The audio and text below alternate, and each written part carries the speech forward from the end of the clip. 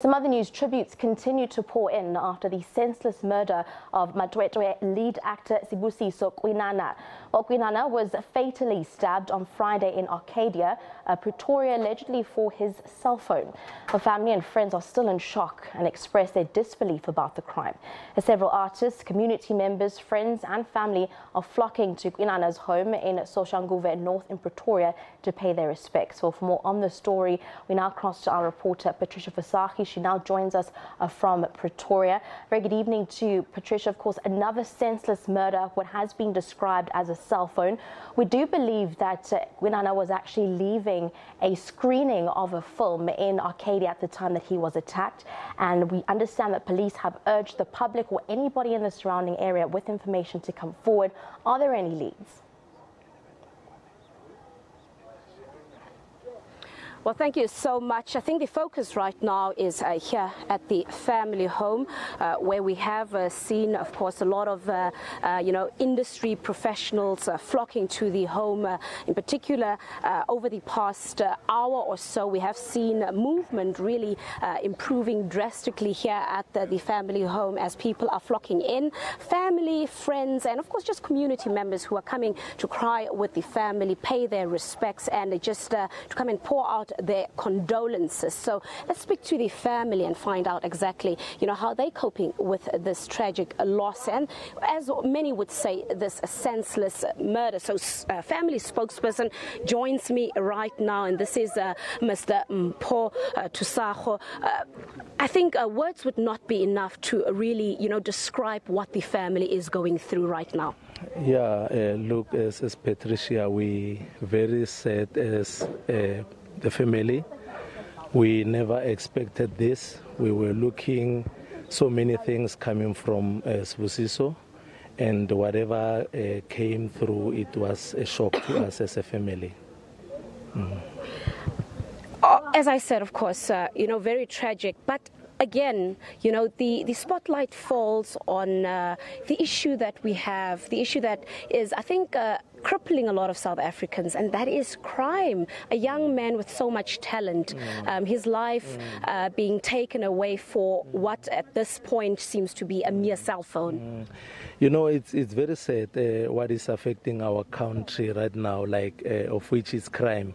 You can look back from the situation that happened at Polokwane, and you can sympathize the situation with this one.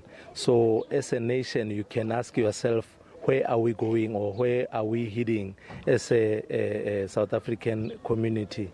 Because crime is really affecting our community each and every day. Cell phones are killing us, small things are killing us. So we looking at our government to just lay a hand and be harsh, not to be lenient to the ones who are doing this. And I think as a community we will be satisfied. It's still early days. Police are investigating. Of course, no arrests have been made in the case. But as I'm mentioning, that the probe continues. As a family, what is it that would satisfy you in terms of the work the police should be doing?